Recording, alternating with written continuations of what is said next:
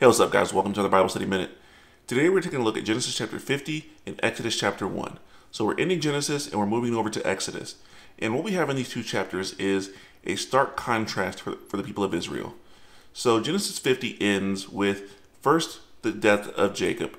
And this is a long mourning process that they go through. And once it's all said and done, Joseph's brothers are kind of wondering, all right, has Joseph been holding a grudge all these years? Is he now going to start mistreating us?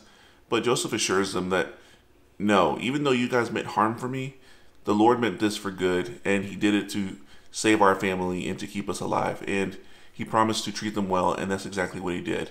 And then we see the end of Joseph's life. And towards the end of Joseph's life, he tells them that, yes, while God is blessing them in Egypt, they're going to go back to the promised land someday, and God is going to come to their aid to make that happen.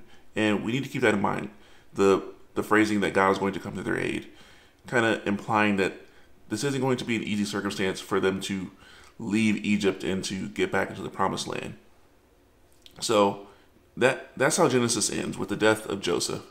And then we go over to Exodus chapter 1, and we quickly see things are a little bit different for the children of Israel, because there's now a Pharaoh in place who does not remember Joseph. And even though the children of Israel are multiplying, they're being blessed, they're doing well, this becomes a threat. And so Pharaoh decides to have the Egyptians kind of force them into slave labor. And even though they're continuing to grow, he wants to kill the male children that are born. But the midwives don't do this because they fear God. And it's just a crazy situation that Israel is now in, where they've gone from being blessed in this land to now still being blessed, but it feels like God is silent, and they're now being mistreated and don't really know what to do with that situation. So what I want you to look at today is, as you look at these two chapters, look at the tension that's building here, and look at where God is in the midst of this. God isn't silent.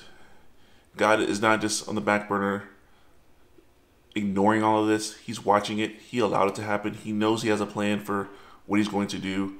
And that's what we need to remember, that the God who kept his promises to Abraham, Isaac, and Jacob is going to continue to keep his promise, because he made a promise and covenant with Abraham to give them the land and bring them back into it.